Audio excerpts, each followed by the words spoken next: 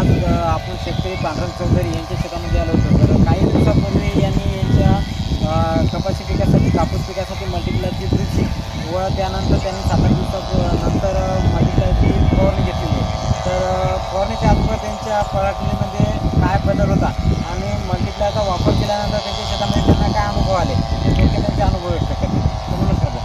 नमस्कार सर, तुमचं नाव सांगा. माझं नाव पांडुरंग चौधरी. तर मल्टीप्लायर वापरायच्या अगोदर तुमचं झाड कसं होतं आणि मल्टीप्लायर वापरल्यानंतर झाडामध्ये काय काय बदल घडून आले तुमच्या तुमच्या अनुभव? एक तर झाड खूपच लहान होतं सर, वाढ होत नव्हती. म्हणजे झाडाची वाढ होत नव्हती. हां, त्यानंतर तुम्ही काय समजा मल्टीप्लायरची काय केली? त्याच्यानंतर आपण मल्टीप्लायची ड्रेचिंग घेतली सर. हां हे 1.5 एकराने आपण 1.5 किलोची एक ड्रेचिंग घेतली आणि ड्रेचिंग घेतल्याच्यानंतर 5-6 दिवसाने स्प्रे घेतला आणि स्प्रे घेतल्याच्यानंतर एक तर त्यांची वाढही चांगली झाली आणि नंतर कापूस पण एकदम चांगला झाला आणि पानं पण जाड झाली आणि कापूस एकदम हिरवागार झाला. तर तुम्ही मित्रांनो बघू शकता यांच्या कापसाला डिऱ्या बी म्हणजे फांद्या बी फुटत आहेत आणि पानाची साईज बी मोठी झालेली आहे आणि काचासारखे पान सध्या या मल्टीप्लायरच्या याच्यामुळं चमकत आहेत.